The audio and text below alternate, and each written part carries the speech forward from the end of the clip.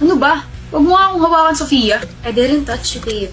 Well, your presence is annoying me. May problema ba tayo? Ayaw lang kitang makita ngayon. Pinapunta mo ako rito sa bahay niyo tapos sasabihin mo yan sa akin?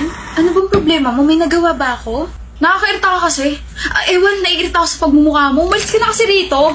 Nagbago na isip ko. Ayaw na kitang makita. Nakakawalan ka ng gana. Ano? Naiiyak ka na ba, ha? Iyakin mo naman.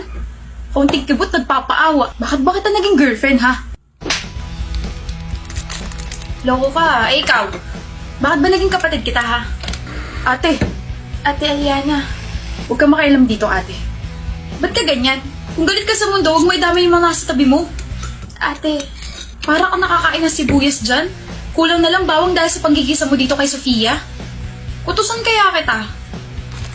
Sabihin mo nga, sister-in-law, matagal ka na bang ginaganyan ni Mati, ha? Huwag ka matakot magsabi. Kakampi mo ako. Buong angkan namin nasa likod mo. Ano, matagal ka na pinagsasaltaan na masama nito? hindi. Konting away lang to. Huwag ka nang makailam, ate, please. At ikaw na Mati ka, ha? Porket mabait at soft-spoken to si Sofia, igaganyan mo na. Hampasin ko kaya yung bibig mo. Gusto mo sample? Ate Eliana! Ano? Ilang beses ko ba sasabihin na huwag kang mag-a-adlib? Bawal ang adlib.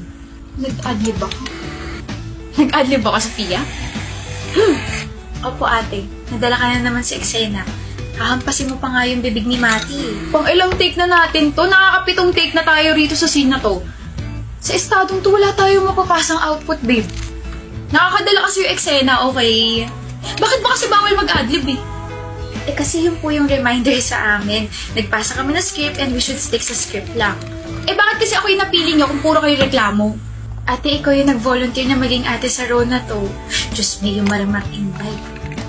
Sorry, B. Inunahan na kita. Nag-volunteer ako? Nag-volunteer ako, Sofia? Opo, ate. With matching confidence pa. Pagod na ako.